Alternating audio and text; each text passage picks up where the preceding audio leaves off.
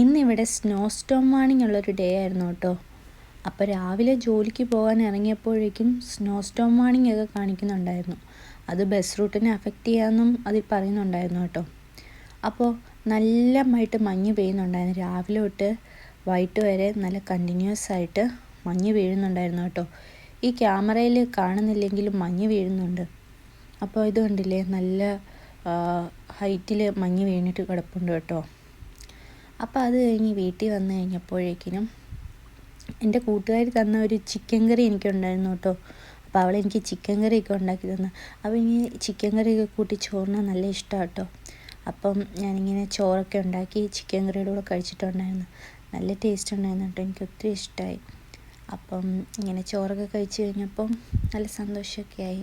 അപ്പം മഞ്ഞത്ത് ചൂട് ചോറും ചിക്കനൊക്കെ കഴിക്കാൻ നല്ല രസമല്ലേ.